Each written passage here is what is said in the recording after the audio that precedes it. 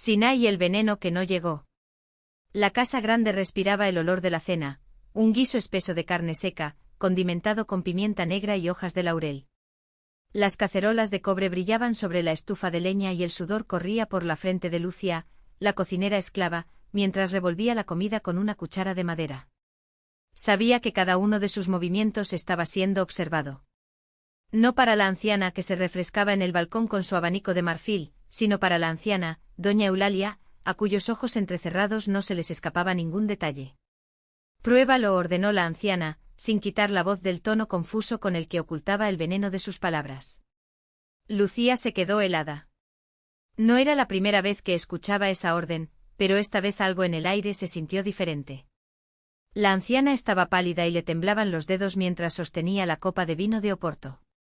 En el cuartel de esclavos corrían rumores, el joven heredero de las tierras, había sido encontrado muerto en la cama esa mañana, con la boca echando espuma y los ojos muy abiertos como si hubiera visto al diablo. Envenenado, susurraron. Y ahora, la comida que Lucia había preparado se serviría a toda la familia. Proba, negra, repitió doña Eulalia, esta vez con una sonrisa que no llegó a sus ojos. Si no quieres, llamaré al capataz. Lucia no dudó. Tomó la cuchara sopera que le tendía su señora, la misma que había usado para remover el guiso, y se la metió en la boca. Los ojos de todos en la habitación estaban fijos en ella, los sirvientes, las criadas, incluso el sacerdote que cenaba allí esa noche. Ella tragó. Esperó. Nada. Un silencio denso se apoderó del salón. Doña Eulalia enarcó las cejas, decepcionada. Los demás dieron un suspiro de alivio, pero Lucia no le quitaba los ojos de encima a la anciana. Fue entonces cuando lo vio, un temblor casi imperceptible en la muñeca de la anciana, la forma en que sus dedos se cerraron alrededor del cristal como garras. «Qué gracioso», dijo Lucia en voz baja, pero con una firmeza que hizo que la habitación quedara en silencio. «La señora me dijo que probara la comida, pero no probé su vino». Doña Eulalia palideció. El cristal se le resbaló de las manos y se hizo añicos contra el suelo de ladrillo. El líquido oscuro se extendió y fue entonces cuando el olor llegó a las narices de todos, amargo, metálico. Como si algo se hubiera disuelto allí. El sacerdote se santiguó. Las criadas se retiraron. Y Lucia, por primera vez en años, sonrió. No fue una sonrisa de victoria, era algo más profundo, más antiguo. El tipo de sonrisa que nace cuando el miedo finalmente se vuelve contra quienes lo plantaron. La anciana cayó de rodillas antes de que el veneno la derribara por completo. Sus labios se volvieron azules y sus ojos se pusieron en blanco. Mientras se retorcía en el suelo, Lucia recogió el resto del guiso y lo arrojó al fuego. Ya no había hambre en esa casa. Solo cenizas y el peso de una verdad que ya nadie se atrevería a silenciar. La casa grande pareció suspirar. Las paredes, tan acostumbradas a ahogar los gritos, hicieron eco ahora del silencio que siguió al último espasmo de doña Eulalia. Las criadas reunidas cerca de la puerta de la cocina, no lloraron, se limitaron a mirar con el rostro iluminado por las llamas que devoraban el guiso envenenado. Uno de ellos, el más joven, hizo 3 veces la señal de la cruz, como si así pudiera ahuyentar no solo al diablo, sino también el recuerdo de lo que habían visto. El sacerdote, pálido como la hostia que nunca había sido consagrada esa noche, murmuró algo en voz baja. No fue una oración, sino un nombre, Lucia. Él la miró con un miedo que iba más allá de la muerte, porque reconocía lo que otros aún no entendían, no era un acto de venganza sino de justicia. Y la justicia cuando llega tarde suele servirse fría, como el vino que ahora se mezclaba con la sangre de la anciana sobre los ladrillos resquebrajados. Lucia no se movió para ayudar. En cambio tomó el chal que colgaba del respaldo de la silla, y se lo envolvió sobre los hombros, lentamente, como si se preparara para un largo viaje. Años de servicio le habían enseñado a esperar, a calcular. Sabía que la noticia de la muerte de doña Eulalia se esparciría por la finca antes de que cantara el gallo, y con ella llegarían las preguntas, las acusaciones, la furia de los hombres que aún creían tener poder sobre algo. Pero no esta noche. Afuera el viento sacudía las hojas de los cocoteros, llevando consigo el olor a quemado. Lucia se acercó a la ventana y la abrió de par en par. El aire caliente entró como un soplo trayendo el murmullo de los esclavos en las dependencias de esclavos, quienes ya sintieron el cambio. Esa mañana no habría más azotes. No habría más órdenes gritadas al amanecer. El sacerdote, recuperando algo de compostura, intentó acercarse. Su voz tembló. No puedes quedarte aquí. Te colgarán. Lucia no se dio vuelta. Sus dedos, callosos por lavar la ropa y amasar pan, acariciaron el alféizar de la ventana. ¿Quién, padre? Los hombres que compró. Los que ella vendió. Una pausa. La vieja siempre decía que esta tierra era suya. Pero la tierra no tiene dueño. Solo hay quienes entierran y quienes son enterrados. El sacerdote no tuvo respuesta. Porque él también lo sabía. Sabía de los niños que desaparecían en los cañaverales, de los cadáveres arrojados a los arroyos cuando la fiebre amarilla perdonaba a los blancos. Lo sabía y nunca dije nada. Lucia finalmente se dio vuelta. Sus ojos, antes apagados por bajar la cabeza, ahora brillaban con una luz que no era la de la lámpara. Vaya, padre. Oren por aquellos que aún tienen almas por salvar. Él obedeció. No por miedo a ella, sino a lo que representaba, la factura que finalmente vencía. Cuando estuvo sola, Lucia tomó el cuchillo de carne que estaba sobre la mesa. No para defender, sino para cortar. Con gestos precisos se rasgó la ropa, el raído vestido de percal, el delantal manchado de grasa, la tela que le había atado el pelo durante años. Lo dejó caer todo al suelo, entre las cenizas del guiso. Debajo su piel estaba marcada por viejas cicatrices, pero también por algo más, finos tatuajes, casi borrados por el tiempo, que contaban una historia que no era la de servidumbre. Eran símbolos de un lugar del que la habían arrancado, de un idioma que le habían prohibido hablar, de dioses que seguían susurrando en sus sueños. Afuera empezaron a sonar los tambores. No los tambores blancos que anunciaban fiestas y subastas, sino los tambores profundos, los que hablaban a los muertos. Lucia volvió a sonreír. No fue una sonrisa amable. Era la sonrisa de alguien que finalmente había escuchado la respuesta. Y cuando el primer grito resonó en las dependencias de los esclavos, un grito de libertad, no de dolor, salió por la puerta trasera, descalza, sin mirar atrás. La noche se la tragó como si siempre hubiera sido suya. La tierra estaba húmeda bajo sus pies y el olor a hojas quemadas se mezclaba con el viento que venía del mar. Lucia no corrió. No había prisa cuando el propio suelo parecía respirar a tu ritmo. Los tambores ahora eran muchos, esparcidos como semillas en el aire, y ella sabía que no estaban solos, en las sombras entre los cañaverales, los ojos brillaban y las manos callosas empuñaban machetes, hoces, cualquier cosa que cortara más profundo que el látigo. Llegó al claro donde el fuego ardía débilmente, casi azul. A su alrededor, los cuerpos se movían en lentos círculos, como si bailaran con algo que solo ellos podían ver. No fueron solo los vivos. Los muertos también estaban allí, sus siluetas brillando en el calor de las llamas, susurrando en lenguas que el aire tragaba antes de que los blancos pudieran oírlos. Un hombre alto con el pecho marcado por cicatrices en forma de cruz, le entregó un puñado de cenizas. Lucia se los llevó a la boca sin dudarlo. El sabor era a tierra y sal, a algo que había sido quemado y renacido. «¿Ya lo saben?», preguntó el hombre, pero no era una pregunta real. Fue solo volver a escuchar su voz, recordar que todavía había palabras que no habías logrado robar. «Claro que lo saben», respondió Lucia, pasando los dedos por los tatuajes de su brazo. «Pero su miedo es lento. Como la enfermedad que viene después de la lluvia». Alguien se rió, un sonido seco como el de ramitas al romperse. Era Mariana, la mayor de las mujeres, la que todavía llevaba alrededor del cuello un collar de cuentas azules, escondite de venenos y oraciones.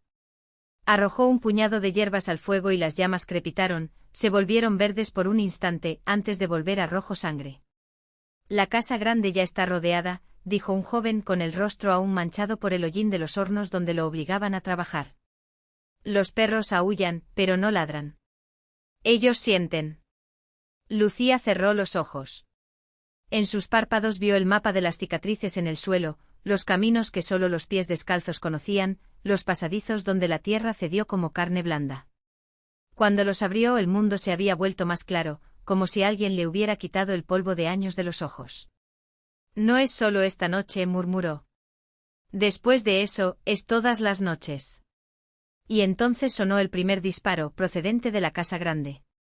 Un sonido agudo y desesperado como el grito de un animal herido.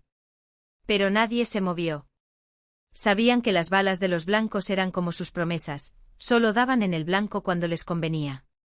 Lucia avanzó hacia el frente del fuego. Sacó de su pecho el pequeño paquete que guardaba. Hace años hecho de tela gastada y atado con mechones de pelo. En su interior algo latía, cálido como un corazón. La abrió lentamente y el polvo blanco, cenizas de huesos antiguos, tierra de un lugar sin nombre, sangre seca de una promesa voló por el aire, mezclándose con el humo. Cuando el polvo tocó las llamas, éstas se elevaron en espirales, demasiado altas, tan altas que lamieron las estrellas. Y las estrellas, a su vez, volvieron a parpadear, como si reconocieran algo olvidado hace mucho tiempo. En la casa grande las velas se apagarán solas. Las puertas cerradas con hierro y odio crujen, cediendo poco a poco como si manos invisibles las empujaran desde dentro. Y cuando el último hombre blanco caiga de rodillas, no será por una bala o un cuchillo, sino porque el aire que respira se habrá vuelto demasiado pesado, cargado con el peso de todas las lágrimas que nunca lloraron. Lucia no estará allí para verlo. Hará mucho que se habrá ido y sus pies se hundirán en la arena de la playa, donde las olas lamen la tierra como lenguas hambrientas. En su bolsillo lleva una semilla. No es nada que crezca en estas tierras.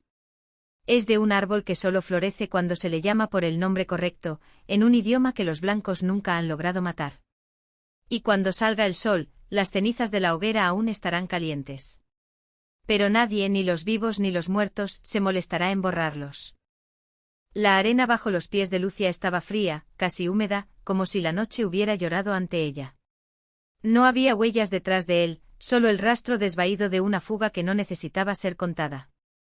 El mar respiró hondo arrastrando consigo los restos de un barco que nunca llegó a ninguna parte, madera podrida, clavos oxidados y, entre ellos, huesos que el agua ya había borrado de todo recuerdo.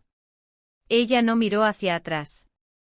Sabía que si lo hacía, vería las llamas todavía bailando en el horizonte, alimentadas por algo más antiguo que el fuego. La semilla que llevaba en el bolsillo pesaba poco pero ardía como brasas. Lucia lo tocaba de vez en cuando, solo para recordar que todavía estaba entero. No era algo que se pudiera plantar, no en el sentido en que lo entendían los blancos. No necesitaba surcos en la tierra ni manos para cavarlo con cuidado. El nombre fue suficiente. Un solo sonido susurrado contra el viento del este y el árbol brotaría, no del suelo, sino del aire mismo, como si siempre hubiera estado ahí, esperando. Se detuvo cuando la marea bajó lo suficiente como para revelar las rocas negras que salpicaban la playa. Entre ellos algo brilló. No era oro, los blancos ya se habían llevado todo lo que brillaba por aquí. Era un espejo o lo que quedaba de él, un fragmento de plata oscurecida, todavía capaz de reflejar el rostro de cualquiera que se acercara a él. Lucia lo tomó sin dudarlo. En el cristal roto no se vio a sí misma, sino a una mujer con los mismos ojos, la misma cicatriz en la frente, solo que mayor. Más furioso. La boca del otro se movió pero no salió ninguna palabra, solo un suspiro que sacudió la superficie del espejo. Ya sabes lo que tienes que hacer, dijo la voz, pero no era una voz, era el sonido del mar golpeando las rocas, era el crujido de puertas abriéndose a lo lejos, era el crepitar de las cenizas en el fuego que nadie había apagado. Lucia guardó el espejo en el otro bolsillo. No tenía miedo. El miedo era algo que los blancos le habían plantado hacía mucho tiempo, y ella ya había arrancado esa semilla con sus propias uñas. Más adelante, donde la playa se doblaba como un brazo cansado, había una canoa volcada. No era uno de los que usaban los pescadores, era más grande, más profundo, tallado en un solo tronco de árbol que ya no existía en estas tierras. Lucia le dio la vuelta de un empujón y dentro encontró un remo, un cuchillo de hueso y un puñado de conchas que tintineaban como cascabeles al caer en sus manos. No se trataba de caparazones cualquiera, tenían agujeros perfectos, como si algo los hubiera mordido desde dentro. Lo olió antes de verlo. Humo, pero no el del fuego que había dejado atrás. Esto era dulce, pesado como el incienso quemado en los templos que los blancos habían derribado. Siguió el sendero hasta un claro entre las dunas, donde una anciana estaba sentada en un taburete de 3 patas fumando una pipa de arcilla. Sus ojos eran lechosos, pero no ciegos, veían cosas que Lucia solo sentía. Viniste, dijo la anciana, sin sorpresa. Siempre vine, respondió Lucia. La anciana arrojó el humo hacia el cielo y por un instante, las nubes se abrieron como cortinas.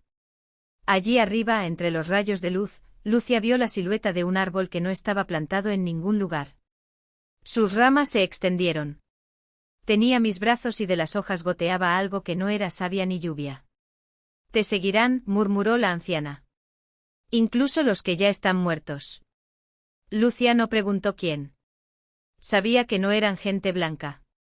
Eran los otros, los que habían sido tragados por el mar o quemados en la hoguera, aquellos cuyos nombres habían sido borrados de los libros y del habla.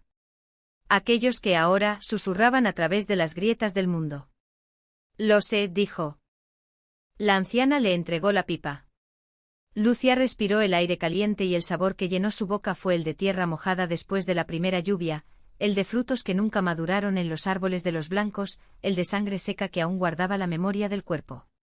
Cuando exhaló el humo dibujó la silueta de una puerta en el aire. No una puerta de madera o hierro, sino de huesos entrelazados, como los que había visto en el espejo. El nombre, recordó la anciana. No olvides el nombre. Lucia no respondió. Ya caminaba hacia la canoa, con el remo bajo el brazo y la semilla ardiendo contra su muslo. El mar estaba demasiado quieto como si contuviera la respiración. Empujó la embarcación al agua y subió, sintiendo el familiar balanceo, la forma en que la madera se sentía viva debajo de ella. Cuando empezó a remar, no se dirigió hacia el horizonte, sino hacia el lado donde el agua se oscurecía, donde las olas rompían contra la nada, como si hubiera un muro invisible. Allí el aire olía a podredumbre y a algo más viejo, algo que los blancos llamarían azufre pero que en realidad era el aliento de lo que dormía en el fondo. Lucia sacó la semilla del bolsillo y la sostuvo entre sus dedos. No necesitaba decir el nombre en voz alta. Todo lo que tenía que hacer era pensar en ello, dejar que se acumulara dentro de ella como un segundo aliento. El agua alrededor de la canoa empezó a burbujear, no con peces, sino con manos, muchas manos, pálidas y oscuras, marcadas por cicatrices y cadenas. No la derribaron. Esperaron. Sopló la semilla al viento. Y nació el árbol.